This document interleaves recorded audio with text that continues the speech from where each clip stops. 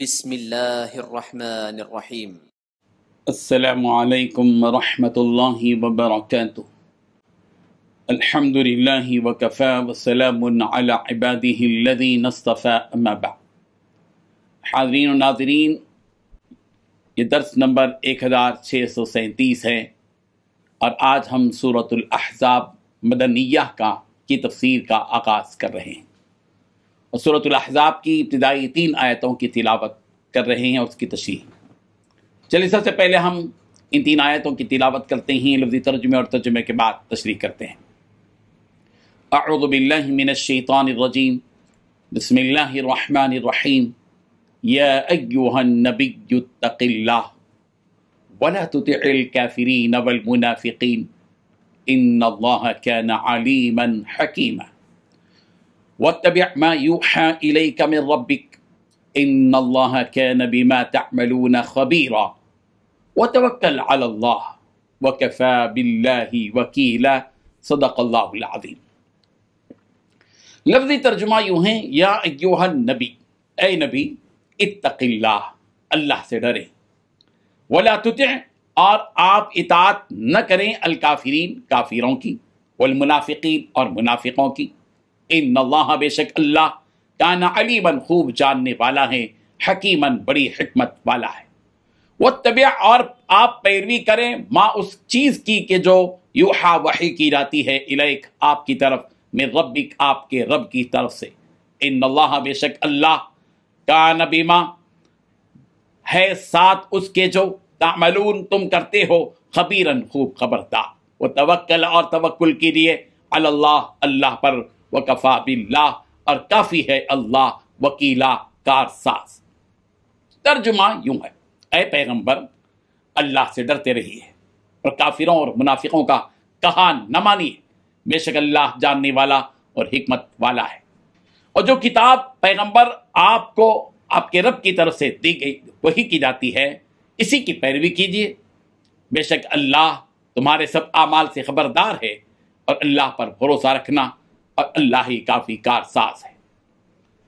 حضرت ابی بن کعب رضی اللہ عنہ سے مروی ہے کہ رسول رحمت صلی اللہ علیہ وسلم نے فرمایا کہ جس نے سورہ احزاب پڑھا اور اسے اپنے ماتحتوں کو سکھایا تو اسے عذاب قبر سے امان دی جائے گی۔ ان 3 آیتوں میں 7 باتیں بتائی گئی ہیں۔ پہلی بات، اے نبی، اللہ سے ڈرتے رہیے۔ دوسری بات، کافروں اور منافقوں کا کہنا نہ مانیے۔ تیسری بات، یقیناً اللہ بہت علم والا، بہت حکمت والا ہے۔ چوتھی بات، آپ کے پروردگار کی طرف سے جو وحی بھیجی جاتی ہے اس کی پیروی کیجیے۔ پانچویں بات، جو کچھ آپ کرتے ہو یقیناً اللہ تعالیٰ اس سے پوری طرح باخبر ہے۔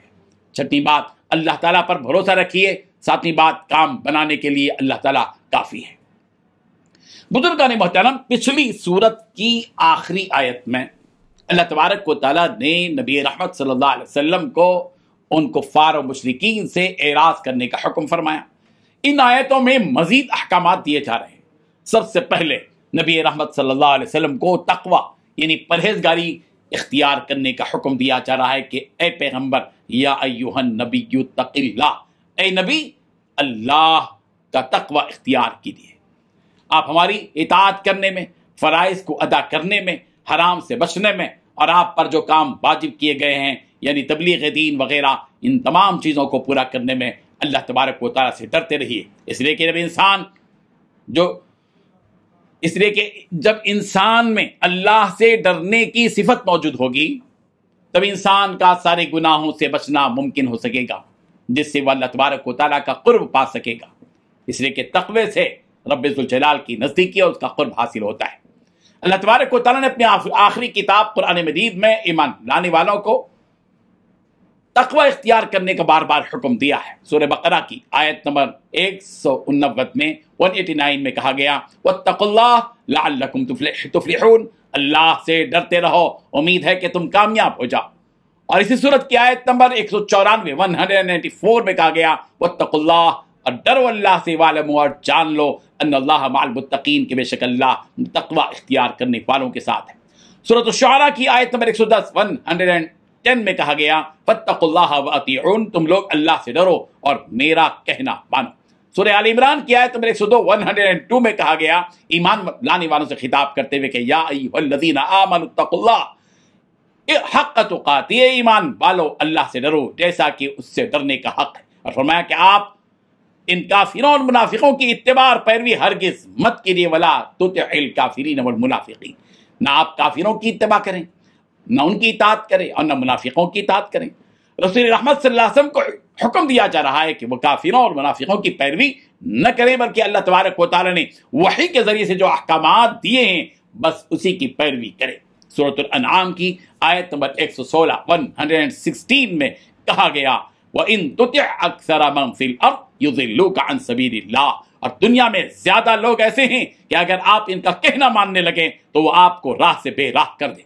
سورہ فرقان کی آیت نمبر 52 میں کہا گیا فَلَا تُطِعِ الْكَافِرِينَ، آپ کافروں کا کہنا نہ مانیے۔ سورۃ القلم کی آیت نمبر 8 میں کہا گیا فَلَا تُطِعِ الْمُكَذِّبِينَ، پس آپ جھٹلانے والوں کی بات نہ مانیے۔ سورۃ الدہر کی آیت نمبر 24 میں کہا گیا فَاصْبِرْ لِحُكْمِ رَبِّكَ وَلَا تُطِعْ مِنْهُمْ آثِمًا أَوْ كَفُورًا، آپ اپنے رب کے حکم پر قائم رہیے اور ان میں سے کسی گنہگار یا ناشکرے کا کہنا نہ مانیے۔ اللہ تبارک و تعالیٰ ان منافقوں کے دل میں کیا چل رہا ہے اور وہ کس طرح کی پلاننگ اور منصوبے کر رہے ہیں اور سازشیں رچ رہے ہیں، ان تمام چیزوں سے اللہ تبارک و تعالیٰ بخوبی واقف ہے، اور ان کی اس پلاننگ کو کیسے زیر کرنا ہے، ناکام کرنا ہے، فیل کرنا ہے، وہ اچھی طرح جانتا ہے، وہ تو بڑی حکمت والا ہے۔ حضرت ابن عباس رضی اللہ عنہ سے روایت ہے کہ مکے والوں میں سے ولید بن مغیرہ اور شیبہ بن ربیعہ نے نبی رحمت صلی اللہ علیہ وسلم کو دعوت دین سے باز رکھنے کے لیے اور واپس انہیں ان کے دین کی طرف لے جانے کے لیے اس بات کی لالچ دی تھی کہ وہ اپنی دولت کا آدھا حصہ پیارے پیغمبر صلی اللہ علیہ وسلم کے ہاتھ میں رکھ دیں گے۔ اور مدینے میں منافقوں اور یہودیوں نے پیارے پیغمبر صلی اللہ علیہ وسلم کو دھمکایا کہ اگر آپ اپنی ان حرکتوں سے باز نہیں آئیں گے تو آپ کو قتل کر دیں گے۔